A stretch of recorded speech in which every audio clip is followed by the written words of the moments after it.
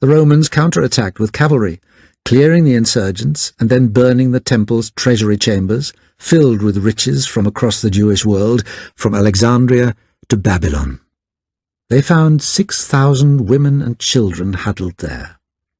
The legionaries simply set the passageways alight, burning all these people alive. Priests were still hiding around the Holy of Holies.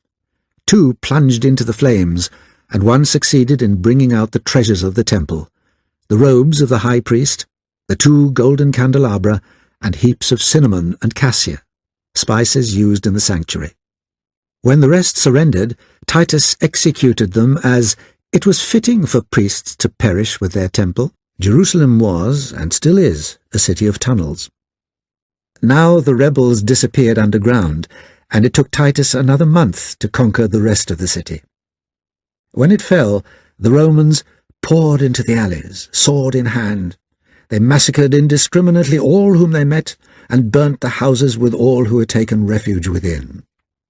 At night, when the killing stopped, the fire gained the mastery.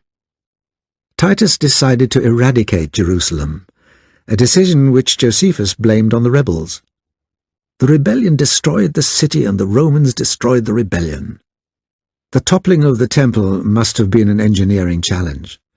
The giant ashlars of the royal portico crashed down onto the pavements below, and there they were found, nearly 2,000 years later, just as they had fallen, concealed beneath centuries of debris.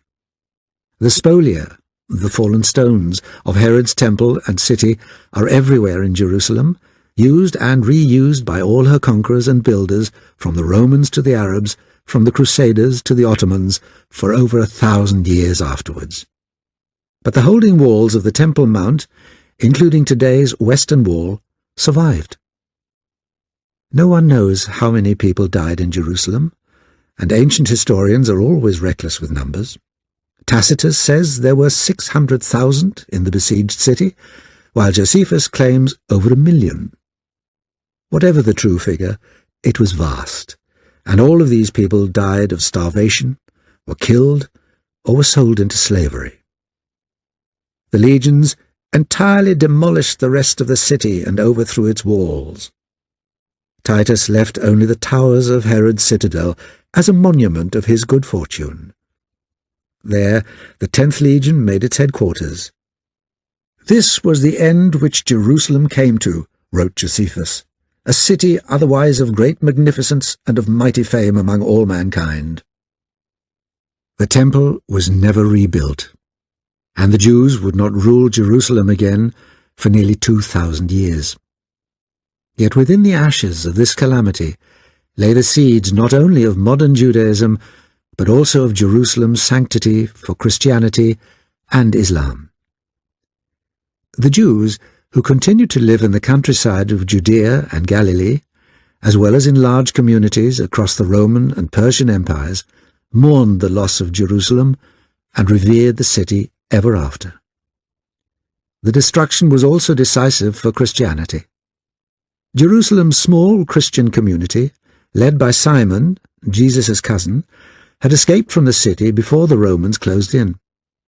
Even though there were many non-Jewish Christians living around the Roman world, these Jerusalemites had remained a Jewish sect praying at the temple.